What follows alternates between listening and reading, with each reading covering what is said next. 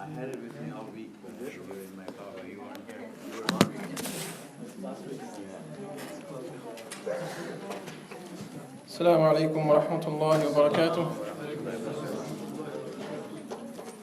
بسم الله الرحمن الرحيم.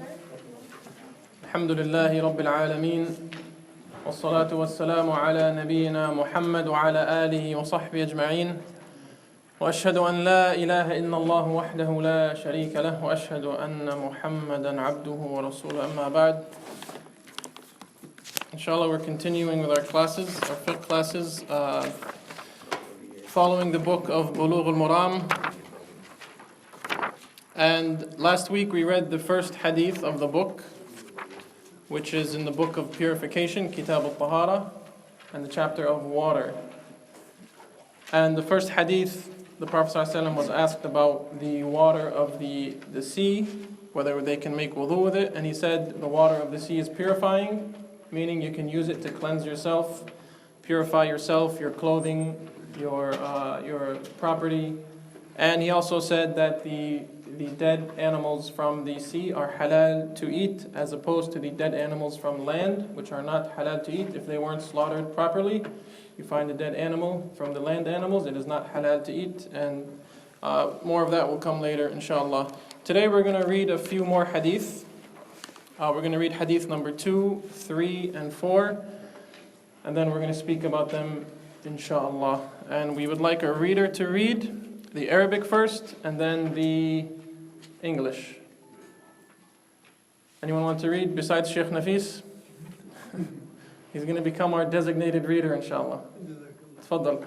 بسم الله الرحمن الرحيم. وعن أبي سعيد الخدري رضي الله تعالى عنه قال قال رسول الله صلى الله عليه وسلم إن الماء طهور لا ينجسه شيء أخرجه ثلاثة وصححه أحمد. 3 and 4. وعن أبي إمام الباهلي رضي الله تعالى عنه قال قال رسول الله صلى الله عليه وسلم إن الماء لا ينجسه شيء إلا ما غلب على ريحه وطعمه ولونه أخرجه ابن ماجه وضعفه أبو حاتم البهيقي. الماء طهور إلا إن تغير ريحه أو طعمه أو لونه بنجاسة تحبسه فيه. وعن عبد الله بن عمر رضي الله عنهما قال قال رسول الله صلى الله عليه وسلم إذا كان الماء قلتين لم يحمل الخبث وفي لفظ لم ينجس أخرجه أربعة وصححه ابن خزيمة وابن حبان والحاكم رضي الله عنهما رحمه الله. And would you like to read the English? Or would someone else like to read English? The second hadith, narrated Abu Sa'id al-Khudri radiyallahu ta'ala anhu, Allah's Messenger, Rasulullah sallallahu alaihi wasallam said, water is pure and nothing can make it impure. Water is? Tahur. Water is pure. Purifying. Oh, it's pure, okay. Purified, okay. Purifying. And nothing can make it impure.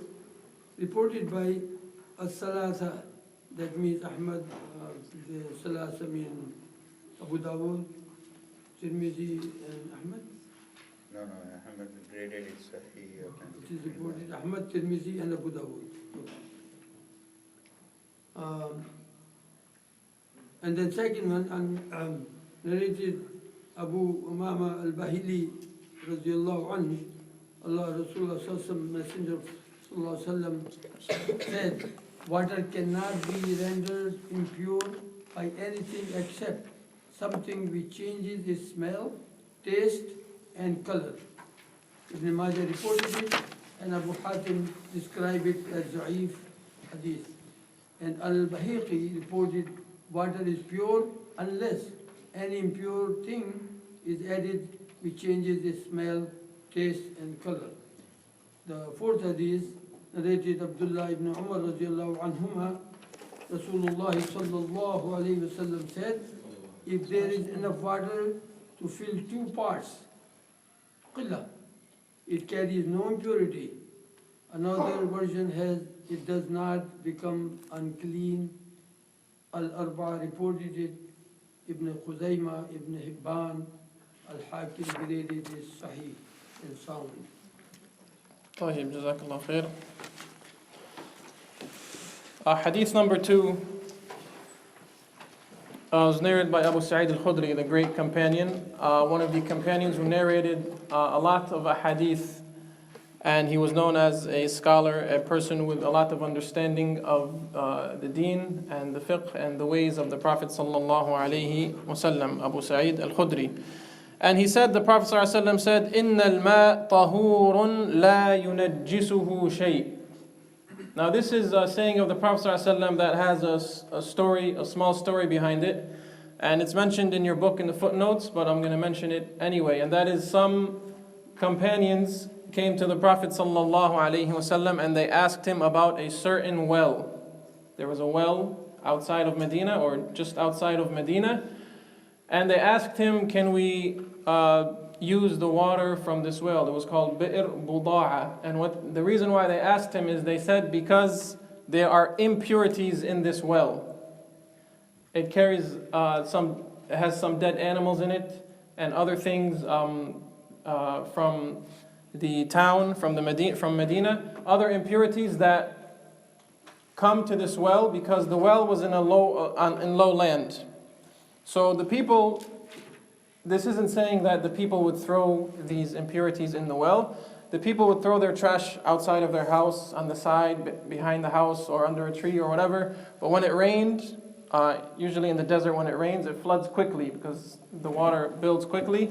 And the rain would cause streams to flow, and it would carry all of this garbage and the impurities, and it would end up near that well because the well was in low land. So these impurities would end up in that well, which is called Bi'r Buda'a. So they asked the Prophet ﷺ, this well carries impurities. Can we use it for cleansing? Can we use it to cleanse ourselves? And the Prophet ﷺ said, water is purifying, nothing makes it impure. Okay? And this is a very general statement about water, that water in its original state, natural water, untouched by humans or other impurities, is tahur, like we said last week about the seawater. Seawater is tahur, and now the Prophet ﷺ is saying water in general is tahur. That is water upon its natural state. He said, لا ينجسه شيء. Nothing can make it impure. Of course, there are exceptions to this principle here. Other things that come in the Sunnah that give us exceptions that, of course, water does become impure. So this here is a general mother principle that water is purifying. You can use it to purify yourself and your property, and nothing makes it impure, with the exception of what we are going to mention in a little bit, inshallah.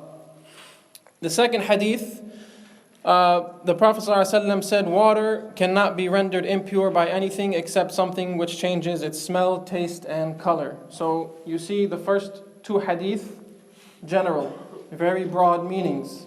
And then we get into some more specifics where we get exceptions to these rules.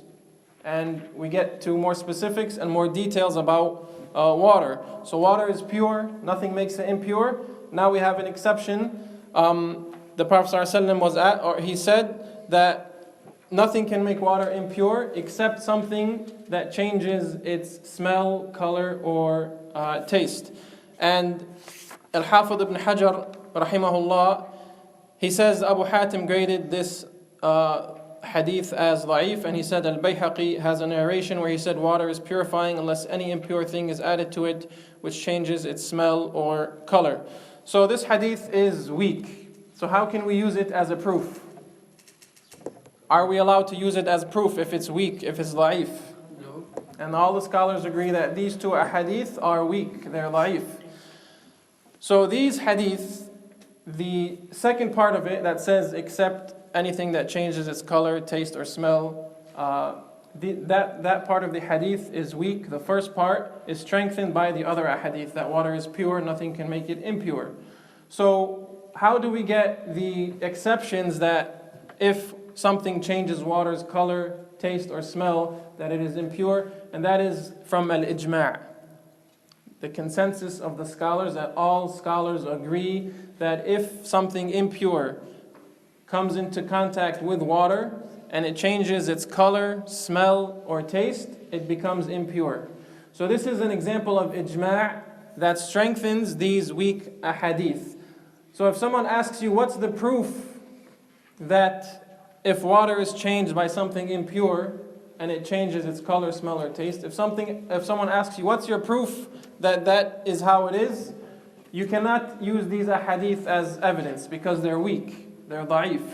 We use the ijma', the consensus of the scholars, that all scholars agree that this rule can, or these exceptions are what we take as ruling for water if impurities come into contact with the water. And I'm going to mention to you the three types of water, or the two types of water that the scholars take from these ahadith, and they categorize water for us.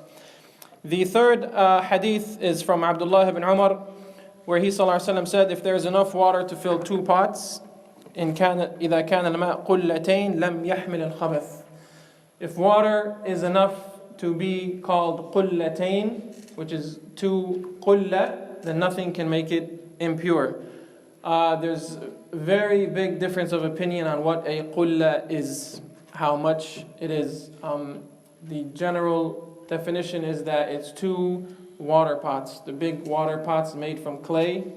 Of course, these all differ in size, and some scholars say it's more than that, but the point from the hadith is that a large amount of water, the Prophet ﷺ is saying nothing can make it impure, except if something impure comes into contact with it and it changes its color, taste, or smell. So the general rule is water, whether large amount or small amount, is pure upon its natural state, unless something from the outside comes and changes it. So from these three ahadith, we can categorize water into two or three categories. All scholars agree upon two. The third one, some say it is a category, some say it is not a category. Category number one is what we already spoke about, that is ma' tahur, purifying water. Ma' tahur, purifying water, means it's pure in itself, by itself, and we can use it for wudu, we can use it for showers, we can use it to clean the things in our home, we can use it to clean our clothes, whatever we want. It is purifying. It's pure in itself, and it's used to purify other things. This is ma' tahur, which is mentioned in the ayat, mentioned in the ahadith. That is category number one, ma' tahur. Number two is ma' tahir, and this is the one that can be a category or cannot be a category. Ma' tahir is pure water, not purifying, pure, tahir, meaning itself is pure. It doesn't have any impurities in it, but you cannot use it for purification. You cannot use it for wudu. So how does water go from purifying to pure? So you have purifying water. If something pure is mixed with the water and it changes its color, taste, or smell, this is pure water. It's pure, you can touch it, it doesn't make you impure, but you can't use it for wudu or purification. Example, you have some water, a bucket of water or a small tub of water, and something is mixed with it that is pure, like milk. Milk is pure. If some milk is put with the water, it's going to change its color, and it may change its smell, it may change its taste. If any one of these change, even if it's a small amount or a large amount, if any one of these change by that pure thing, it's still pure, but you can't use it for purification. Another example, tea. You have a tea bag, and you have a small pot of water. If you just take the tea bag and dip it once, the color is going to change. Okay? Even if it doesn't taste like tea, even if it doesn't smell like tea, the color changed because of the tea bag. Tea is pure. So the water is pure, but you can't use it for wudu, even if the color changes a little bit. It turns to light brown, or light green, or yellow, whatever it is. the color changes a little bit, then that water is tahir, but it is not tahur. Okay? And another example is something like food coloring. It'll change the color right away. Again, the water is pure, but you can't use it for purification. So some scholars call this ma' tahir. Some say you don't call it water anymore because it changed to something else. It changed to tea, it changed to milk, it changed to soup or juice. So because it changed to something else, then it's not called ma' tahir, it's just called that other thing. So there's only two categories of water. The first one tahur, and the last one is ma' najis. Water that is impure. Water that is not pure in itself, and water that you cannot use for purification. Ma' najis is water that is mixed with something impure. Okay, something that is impure, that changes the water's taste or color or smell. You're going to have to remember these three things because these are the three qualities that if water changes, the ruling of the water changes. So if you have the water that is najis, you have the pure water, purifying water, and then something impure changes one of these qualities, then that water is impure in itself. You can't touch it, you can't put it on your clothes, you can't do anything with it, and now you can't use it for purification of yourself or anything else that you want to clean. So these are the three categories of water: ma' tahur, ma' najis, and the third one, which you can categorize it or not, is ma' tahir, which is pure in itself. So what are some of the impurities that will change water to become najis? What are some of the things that the Sharia has taught us that these things are impure, and we are not to touch them, and if they come in contact with our clothes or anything, we have to wash it. Number one is human waste, urine or feces. And if this comes into contact with water, of course it's going to change the color, taste, and smell. And this is something impure as established in the Quran, in the Sunnah of the Prophet ﷺ, where he actually made a difference between the urine of a baby boy and the urine of a baby girl.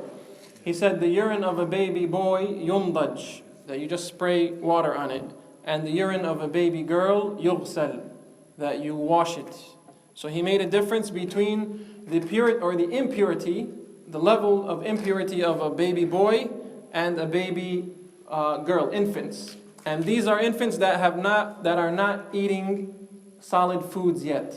And this comes from the hadith of Ali radiallahu anhu, where he said that the urine of a baby boy is sprayed and the urine of a baby girl is washed as long as they are not eating foods yet. This extra comes in the hadith of Ali radiallahu anhu. So they're both impure, but one of them is less impure than the other, where one just has to be, sprayed with water, and the other one has to be actually washed completely. And the scholars say the difference is because of the different body types of a male and a female. The male's body is different than the female's body, so the female has more things happening in her body, especially when she gets older. So the Prophet ﷺ made a difference between the urine, even at this small age. But when they both start eating solid foods, they're both impure at the same level, and they both have to be washed. So that's only for the boy who is not eating solid foods yet, where you don't have to wash it. And this is the proofs that the urine is impure and it has to be washed. So number one of the najasat, the impurities, is the urine and the feces of human beings. Number two is al-mayta, dead animals. Okay? And this is land animals or sea animals? Land. Which one is impure?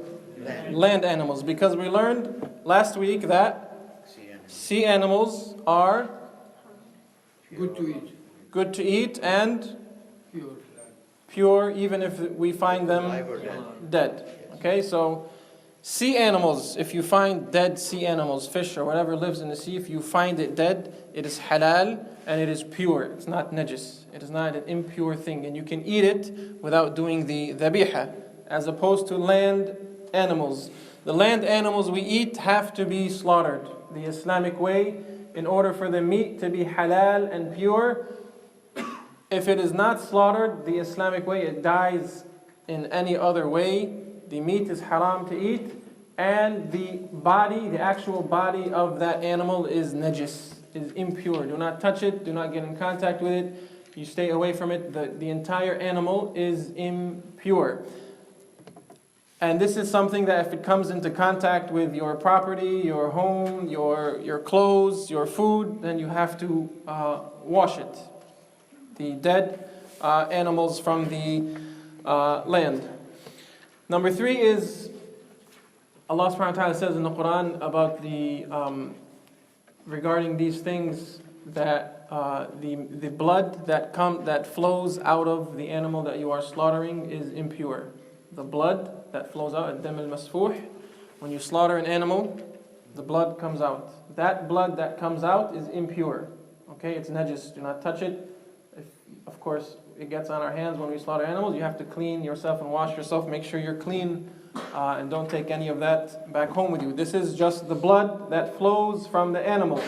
Any blood, and Allah subhanahu wa ta'ala mentions in the ayah, dam al-masfuh, that is the flowing blood. So the blood that stays in the animal, there might be some small amount of blood on the bones, on the meat. That is not dam masfuh. It is not the flowing blood that comes out when you slaughter it. So that is not impure, but the impure blood is the blood that flows out of the animal as soon as you slaughter it. So that is impure, and it must be washed if it comes into contact with you, your body, your clothes, or anything, or if it comes in contact with water, then that water is najis, it is impure, not to be used for anything.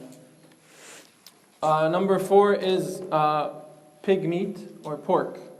The meat of a pig is impure. No matter how it's killed or whatever, however you find it, it is impure. Allah subhanahu wa ta'ala says in this same ayah about dam al-masfuh wa lahm al-khinzir, that these things are rijs. Rijs means impure, like najis. Allah subhanahu wa ta'ala mentions these things, these 3 things that we just mentioned in the same ayah, that they are rijs, they are impure. The dead animals, the flowing blood, and the pork, the meat of a pig. These things are impure. Number 5 is the saliva of a dog.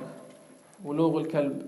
The saliva of a dog is impure. And we're going to see in a coming hadith, the Prophet ﷺ ordered one of his companions to clean his cup that a dog, or if a dog drooled in the cup of a person, that person is to clean or wash their cup 7 times, and one of those times the person should use dirt, because dirt is purifying. And there is some wisdom behind this, in that the dirt can remove some of the things from this saliva that water maybe cannot remove. Dirt has different purifying qualities than water. We use water for most things, but dirt has some qualities that water does not have. So the Prophet ﷺ made it mention specifically that one of those 7 times should be dirt, to completely remove any of the impurities from the saliva of a dog. Number 6 of the impurities is the blood of a woman's menstruation or after childbirth. The blood from a woman during her menstruation cycle, al-hayd, or an-nifas, from after giving childbirth, this blood is impure. If it comes in contact with anything, it should be washed, and any garments that have any of this blood on it cannot be prayed with. It has to be washed completely. So that is the blood of a woman's menstruation and after giving childbirth, al-hayd wan-nifas. And the Prophet ﷺ, he ordered one of his wives that said some of this blood was on some of her garments. He told her to wash it, and then you can pray. He told her, wash that garment and wash yourself, and then you can pray. So the command to wash it means it is impure, and that he told her to pray after she washes it, so the prayer is not valid unless the woman washes this blood from her garments and her body. Number 6, which is the last one we're going to mention, but there's more that come in the hadith to come. We don't want to mention too much. We want to mention the ones that are probably most common or ones that we might experience. Number 6 is something that men and women should be... 7? Are you sure? 1, 2, 3, 4, 5, 6. Okay, I have 2 number 3s. Sorry. I added a note later. So number 7 is something called al-madhi. And this happens with men and women. And that is a liquid that comes out of a man or woman's private part when they are aroused. Okay, when they are sexually aroused, liquid comes out and you might not even feel it. It's not ejaculation, it's not sperm. It's called madhi, and that is the liquid that comes out when a person is aroused. If that liquid comes out, you have to wash your private area and you have to make wudu. And if it contacts any of your clothes, you have to wash your clothes, or the part where it contacted. The part where the madhi, it's called madhi, mim, dhal, ya, madhi. And Ali radiallahu anhu, he mentioned to some other companions, he said, Ana rajulun madha. Ali radiallahu anhu, the cousin of the Prophet ﷺ and the son-in-law of the Prophet ﷺ, he said, Ana rajulun madha, meaning he experiences madhi a lot. And because of this, he was shy to ask the Prophet ﷺ what to do. Why? Because he's married to the Prophet's daughter. So he was a little bit shy to ask him, what should I do? I experience madhi a lot. And so he told one of his companions to go ask the Prophet ﷺ because he was a bit shy. So the other companion asked the Prophet ﷺ that this person experiences madhi, this liquid that comes out when a person is sexually aroused. You won't feel it. And the Prophet ﷺ said, let him wash his private area and then pray. Okay, let him wash his private area and then pray. This happens to men and women. Okay, so the Prophet ﷺ saying, let him wash that area, means it's impure, and that you can't pray unless you wash your privates, and you wash the part, or you wash, if it touched any part of your clothing, you wash that part of your clothes before you pray. So this shows that it has to be washed in general, if it's on you or your clothes, and that you can't pray if this is something you are or you have experienced. So this is called al-madhi, and as we said, it's experienced by men and women. And so these things are just brief mentions of these najasat, impurities that we might come across. And we mention these things because we are Muslimin who are part of our deen, or half of our deen is to be clean, is to be pure.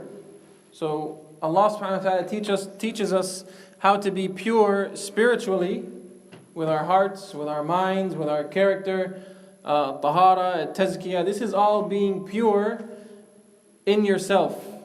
Okay, Islam is a complete deen. Okay, nothing was left unturned. Even if we don't know the answer, or we see scholars differing in opinions or something, it doesn't mean Islam doesn't have an answer. It just means we don't know it, or we haven't understood it yet, or we can't encompass the issue completely where we come to a conclusion that's right. Sometimes scholars are right, sometimes they are wrong. But Islam is a complete deen that teaches us how to purify our hearts, our minds, and our bodies. Okay? And this is a very big difference between Islam and other religions. That Islam has so much detail in some things like purification, so much detail that you will find an answer for most things on how to be clean, how to remain clean, and how to keep impurities away from you, and what is impure. Okay? In a hadith that's going to come, the Prophet ﷺ, as we spoke about the saliva of a dog. Okay, that it's impure. Okay? Some people have said there's been studies, scientific studies, where they've analyzed the saliva of a dog, and one person was telling me this, that he read an article and everything and a study that the scientists have discovered that the saliva of a dog is more pure than the saliva of a human being. They did the studies and they analyzed it and everything, this and that, and they came to the conclusion that the saliva or the drool of a dog is more pure than the saliva of a human being. Now, where would you put this in terms of this hadith we heard? You put it to the side and you say, I believe the hadith more than what these scientists have studied. I'm not going to take the study of a few scientists, or however it may be, for however many years. I'm not going to take their study and their analysis and their report over the words of the Prophet ﷺ. Never. No matter how much you are into science or how modern you want to be, the hadith, the ayat of Islam come before anything like that. As long as the hadith has been established to be authentic, then you say there's no way that can be, and whatever it is that made them come to that conclusion, there has to be some deficiency in whatever they're doing. Because we have something from Allah subhanahu wa ta'ala. As we said, the words of the Prophet ﷺ are his words, but the meaning is from Allah subhanahu wa ta'ala. Because Allah is revealing to him. But the Prophet ﷺ is speaking, choosing the words. The meaning is from Allah. The Prophet is choosing the words. So this meaning that if a dog drools in your cup, wash it 7 times, one of those times with dirt, this is from Allah subhanahu wa ta'ala.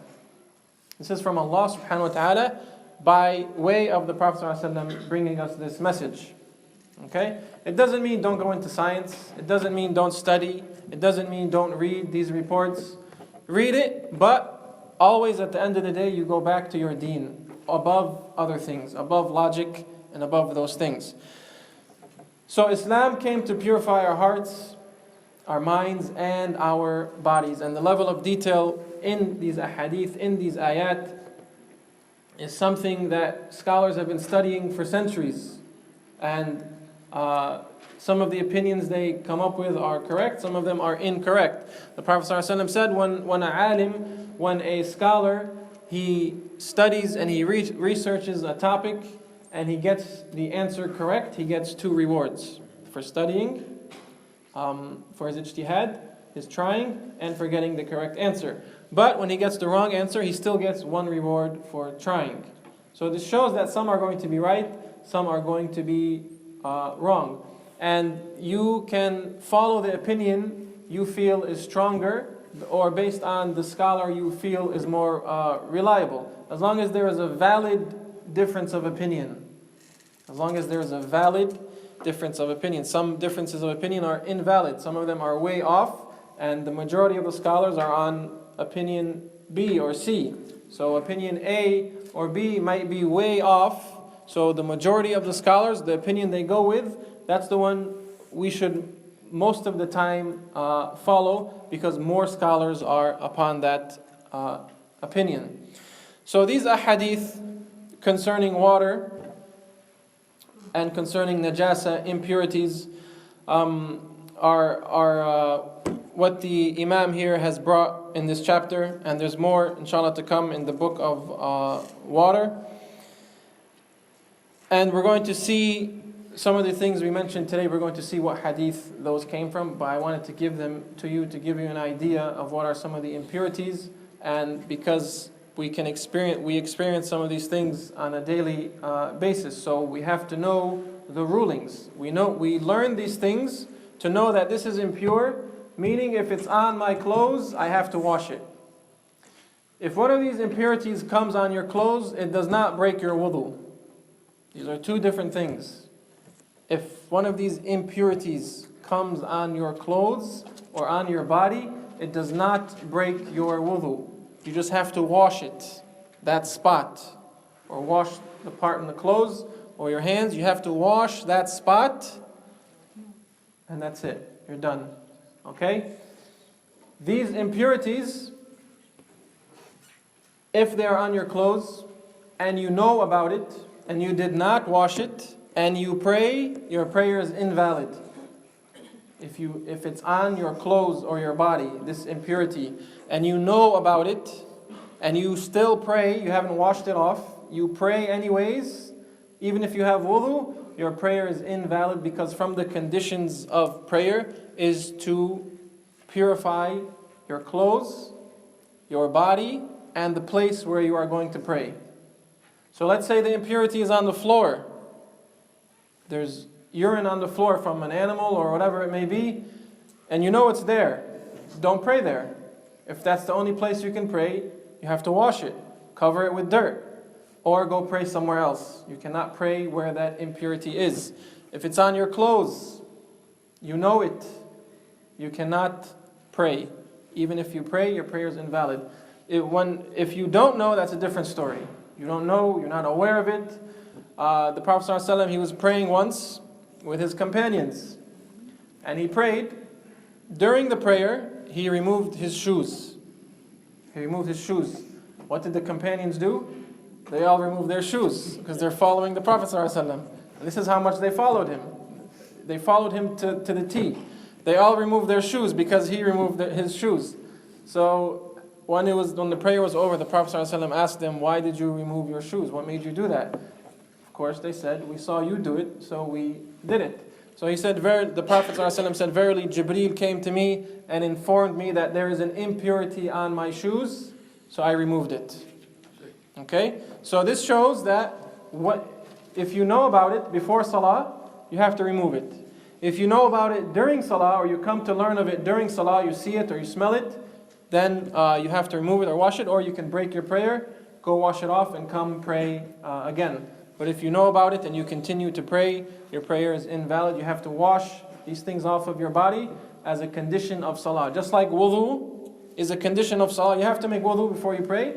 You have to remove impurities from your clothes, your body, or the place of prayer before you make Salah. So that's why we identify these najasat, so we know about them, so we know how to be clean and have our Salah accepted, inshallah. Inshallah, we will stop here for today. Inshallah, we'll take just a few questions. Yes? Just one question about human blood. Is it najis? Human blood, the correct opinion is not najis. If it comes to clothes or body, it's not najis. It's not najis. Human blood, if you're cut or something and it comes on your clothes, there's two opinions, but the more correct opinion is that it is not najis, because the Prophet ﷺ made a difference between regular blood and blood of a woman during her It does not cycle. break the wudu. No, bleeding or having blood on your clothes does not break your wudu. Yes? Once in a while, when you walk around and dogs come to us and, it just start, playing with us. What's that, a dog? Dog, yeah. Oh, okay. So is that going to make our clothes dirty? If the saliva touches you, yes. If it, That's saliva, even though, they're forced and stuff like that, they usually come to us as a lovely mood. yeah. They jump around close to us, so. The dog itself is not najis. The saliva is najis. If you can pet a dog, or if it rubs against you with its body, that's fine. But the issue is with the saliva of the dog. If it puts its nose on you or something, some of the saliva might get to you. So you have to make sure that that's clean. The best thing to do is to stay away from dogs completely, because you never know where their saliva is going to be. And the Prophet ﷺ, he mentioned that there's only two reasons, or two halal reasons to have a dog. One of them is for hunting, and the other one is for a sheep dog, to be with your sheep, to control the sheep and protect the sheep. Bodyguard. What's that? Bodyguard. For the sheep, yeah. Yeah, he mentioned mashia. So a dog for hunting and a sheep dog. But you still have to watch for the saliva. Okay, you can use the dog for those reasons. Doesn't mean you can put the dog in your house, because the saliva is going to get somewhere and you won't even know it. Or on the clothes, or on the children, or on the furniture, you won't even know it. So you leave the dog in its own, if you have one for hunting, or you live on a farm or something, you should have a separate place where it lives outside, where it doesn't come in contact with your home and your family. So the issue with the dog is the saliva. You can pet the dog, yeah. The body is not najis, but the saliva is. when we sneeze, sometimes the stuff comes from the nose and that gets into the throat. Is that najis or it's okay to? No, what comes out of your nose when you sneeze is not najis. Okay. It's not impure. Sister? So back home or most third world countries, the water is not running. And so for Bangladesh at least, we have like little ponds with every village. And the people of the village, that's where they shower there, they wash their dishes there, because there's no access to running water. The water is clearly dirty. The color is changed, and you can tell it's very filthy, but they still use that water to make wudu. So If the water changed and impurities are in it, and it changed the color, taste, or smell by impurities, then it is impure, and they cannot use it for making wudu. Some of the things you mentioned are coming in some hadith in the same chapter, but what you said, if there's impurities in it and it changes the color, smell, or taste, then it is impure, even if it's like a pool. But still, you can see the color is different, the smell is different. It's you can't use it for purification. One more question. Is alcohol clean, najis or not? There's a big difference of opinion on alcohol. I didn't want to mention that one. No. But Because suppose the alcohol fall on your clothes, I didn't want to open that door. spirit and all that kind of thing. Alcohol, I think the more correct opinion is alcohol is not najis. Because when the prohibition came for alcohol, it came in steps. The prohibition of alcohol came in steps. The final step, Allah subhanahu wa ta'ala said, it is forbidden for you now. The Sahaba, the alcohol that they had, they spilled it outside, and it was running in the paths and in the streets of Medina. So the scholars say if it was impure, they wouldn't have done this, or it wouldn't be permissible to do this for the alcohol to be running in the streets and touching other things. Also, there is no clear evidence that alcohol is najis in itself as a liquid to touch it. Of course, it's impure to drink it and everything, the intoxication, but to touch it as something impure, it is not najis, alcohol. Yes? What's considered washing, just like until nothing's there, or like what does that really mean? So washing, again, some of those things are coming in the ahadith that are to come, but sometimes the Prophet ﷺ told the companions to scrape whatever impurity was on them. Sometimes he told them to spray water on it. Sometimes he told them to make ghusl, wash. So these are different levels of washing depending on what it is. So if it's something we didn't mention, many, which is male sperm, and it's dried, the Prophet ﷺ, he commanded some of the companions to just scrape it off if it's dried. If it's still wet, then he commanded to wash it with water. So washing with water is using water and pouring it on that impurity until the impurity disperses and disappears. And this is going to come in a hadith that's coming soon, about the famous hadith about the man who urinated in the masjid. Yes. So how that was washed was that, we're going to mention it inshallah, was that water was poured on it until that actual impurity dispersed, where you can't identify it anymore, the color's gone, the smell is gone. So you use your judgment to put water on that impurity until it's removed from your body or your clothes, until the effect or the smell of it, the color of it is not there anymore. You keep using the water until that is gone. So you have to use your judgment based on what it is and how much of that impurity is there. Jazakumullah khair. Subhanak. Okay, one. Oh, you had a question? I thought you were agreeing with Sheikh Nafis about asking about alcohol. No, the last one you mentioned, Madi. You wash or you make ghusl? And is it najis by itself? You said to wash the Yes, spot. Madi. You don't make ghusl? No, you don't make ghusl of your whole body. You ghusl the spot where it touched. Madi is najis. That's the liquid that comes when you're aroused. It is najis, so you have to wash it off your private area. And if it touches your clothes, you have to wash the spot of your clothes. But you don't have to take a shower, but you have to make wudu. You have to make wudu. Because it breaks your wudu, because it came out of your private. So it breaks your wudu. So you have to wash the spot, and then you have to make wudu. No ghusl again. No ghusl. That's new or old? This is new to you, baby. You don't have to make ghusl. Maybe you're getting confused with the word ghusl. I'm confused, but that's the. Okay, you don't have to make ghusl. You don't have to take a shower. You don't have to take a shower. Last one, Ali. Yeah, so you're saying the water that got impure doesn't call pure water anymore. Like something else mixed with it.